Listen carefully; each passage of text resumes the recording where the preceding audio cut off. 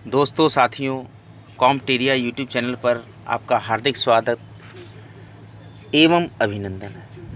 आज हम ancient Indian history and culture के बहुत ही महत्वपूर्ण बिंदु पर चर्चा करने जा रहे हैं। जैसा कि पिछले लेक्चर में हमने उत्तर वैदिक काल की धार्मिक बिंदु पर प्रकाश डाल रहे थे, तो उसी क्रम में हम आगे बढ़ते हैं। धार्मिक उद्देश्यों में परिवर्तन। शतपथ ब्राह्मण में पहली बार पुनर्जन्म के सिद्धांत का उल्लेख मिलता है, जब आर्यों के लौकिक उद्देश्यों के साथ पारलौकिक उद्देश्य अधिक महत्वपूर्ण हो गए। इसमें उपनिषदीय प्रतिक्रिया। वैदिक काल के अंतिम दौर में पुरोहितों के प्रभुत्व और यांत्रिक याज्ञिक कर्मकांडों के विरुद्ध उपनिषदीय प्रतिक्रिया हुई, जिसका चरम विकास जैन एवं बौद्ध आंदोलनों में दिखाई पड़ता है। उपनिषदीय विचारकों ने यज्ञादि अनुष्ठानों को ऐसी कमजोर नौका बताया जिसके द्वारा इस जीवन रूपी भवसागर को पार नहीं किया जा सकता। उन्होंने मोक्ष के उद्देश्यों से ज्ञान मार्ग का प्रतिपादन किया। यह ज्ञान मार्ग था ब्रह्म एवं आत्मा के बीच अद्वैतवाद का अनुभव करना। वेदों, ब्राह्मण ग्रंथों और उपनिषदों से इस काल के विभिन्न विज्ञानों के बारे में पर्याप्त जानकारी मिलती है। तत्कालीन विद्वान गणित और उसकी भिन्न भिन्न शाखाओं अंकगणित, रेखागणित, बीजगणित, ज्योतिष से परिचित थे। वैदिक लोग क्षेत्रफल में त्रिभुजों, वृत्तों के बराबर के वर्ग बनाने का तरीका जानते थे और वर्गों के जोड़ और अंतर का हिसाब लगा सकते थे। शून्य की जानकारी ऋग्वेद के समय ही लोगों को थी। इसी बदौलत बड़ी बड़ी संख्याएं दर्ज की जा सकती थीं। प्रत्येक अंक के स्थानीय मान और उसके निरपेक्ष मान की जानकारी थी। वे घन, घनमूल, वर्ग, वर्गमूल आदि से परिचित थे और उनका प्रयोग भी करते थे। वैदिक काल में ज्योतिष का विकास हो चुका था। वैदिक लोग आकाशीय पिंडों, ग्रहों, नक्षत्रों आदि की गति को जानते थे। भिन्न भिन्न समय पर उनकी स्थिति का हिसाब लगाते थे। उससे उन्हें सही पंचांग बनाने और सूर्य तथा चंद्र ग्रहणों के समय के बारे में भविष्यवाणी करने में सहायता मिलती थी। वे ये भी जानते थे कि पृथ्वी अपने अक्ष पर और सूर्य के चारों ओर घूमती है और चंद्रमा पृथ्वी के चारों ओर चक्कर लगाता है। उन्होंने आकाशीय पिंडों के परिक्रमा के समय और सूर्य से उनकी दूरी का हिसाब लगाने का भी प्रयास किया था। उनकी गणनाओं के परिणाम लगभग वही है जो अब आधुनिक तरीकों से निकाले गए। सूत्रकाल की बात करें तो वैदिक संस्कृति चैप्टर के अंतर्गत सूत्रकाल 6वीं शताब्दी ईसा पूर्व से 3री शताब्दी ईसा पूर्व तक। सर्वप्रथम वैदिक साहित्य का विभाजन 6 अंगों में किया गया है। इन्हें वेदांग कहा गया है। सबसे महत्वपूर्ण सूत्र ग्रंथ भाषा संबंधी है। इस प्रकार के ग्रंथों में यास्क का निरुक्त और महर्षि पाणिनि की अष्टाध्यायी प्रमुख है। अष्टाध्यायी वेदोत्तर संस्कृत साहित्य की सबसे प्रारंभिक रचना है। इसका समय ईस्वी पूर्व 5वीं सदी के मध्य का माना जाता है। यास्क का निरुक्त क्लासिकल संस्कृत गद्य का सर्वप्राचीन ग्रंथ है। सूत्रकालीन सभ्यता की जानकारी हमें सूत्र साहित्य से प्राप्त होती है। इसका वर्णन वैदिकोत्तर साहित्य नामक शीर्षक के अंतर्गत किया जा चुका है।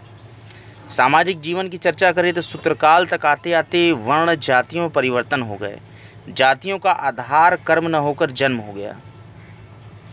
अंतरवर्ण विवाह एवं खान पान पर प्रतिबंध लगा दिया गया। प्रथम 3 वर्गों ब्राह्मण, क्षत्रिय और वैश्य को एक साथ द्विज कहा गया और इन्हें शूद्रों से अलग माना जाने लगा।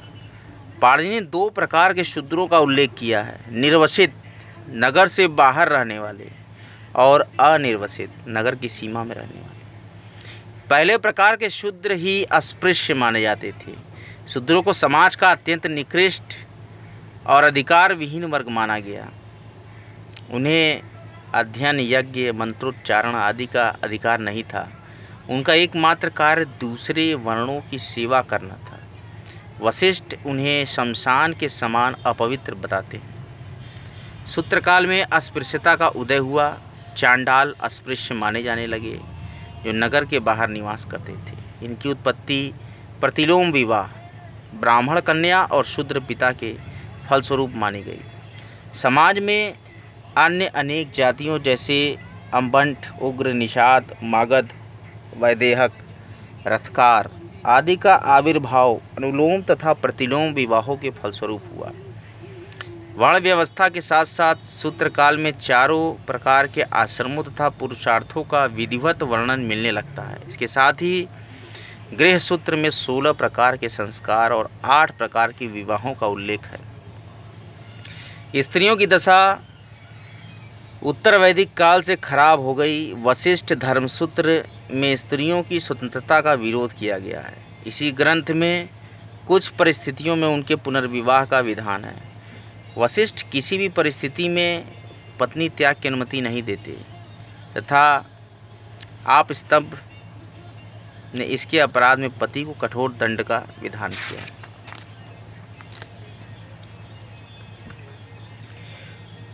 षोडश संस्कार की मान्यता है गर्भाधान।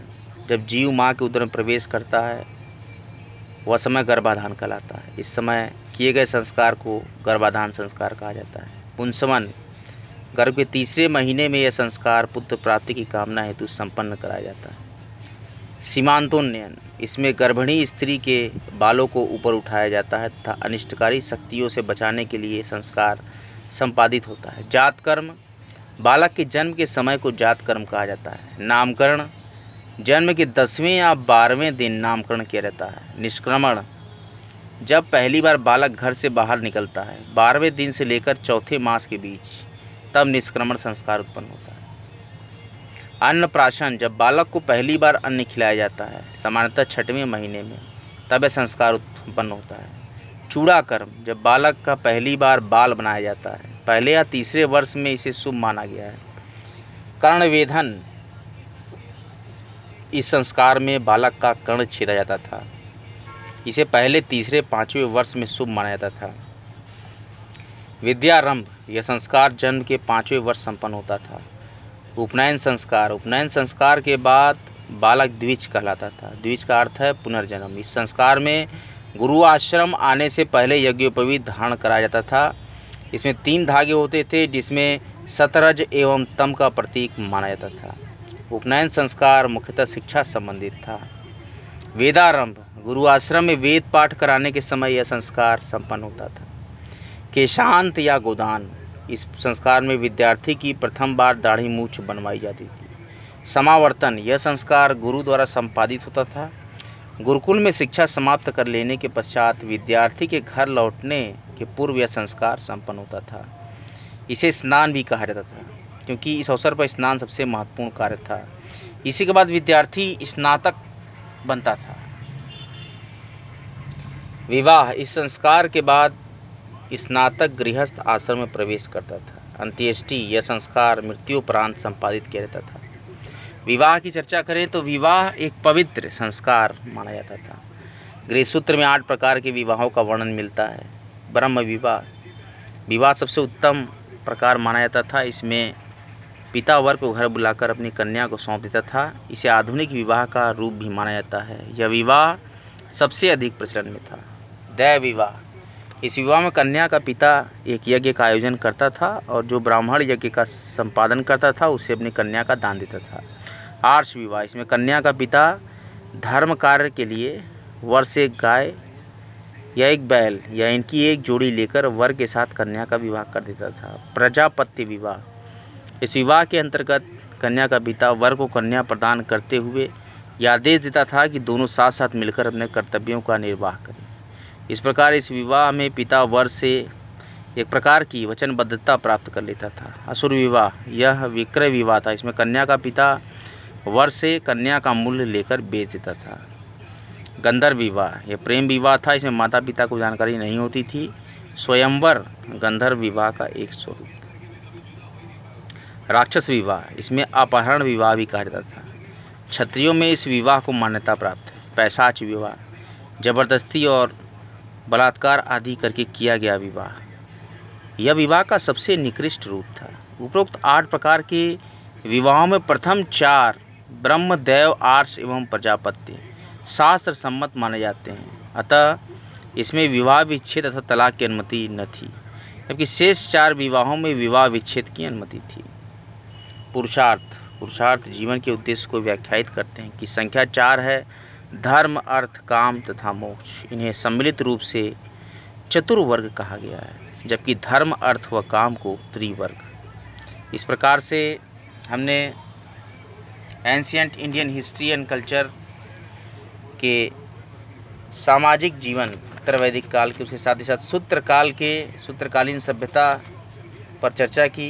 अब हम अगले लेक्चर में सूत्रकालीन सभ्यता के सामाजिक जीवन को तो हमने समझ लिया, अब हम सूत्रकालीन सभ्यता के आर्थिक जीवन पर अगले लेक्चर में अगले सैटरडे को चर्चा करेंगे। तब तक बने रहें हमारे यूट्यूब चैनल कॉमटेरिया पे, और कॉमटेरिया चैनल को ज़्यादा से ज़्यादा सब्सक्राइब करें, ज़्यादा से ज़्यादा लाइक करें, वीडियोस को ज़्यादा से ज़्यादा लोगों तक शेयर करें और बने रहें, टिके रहें।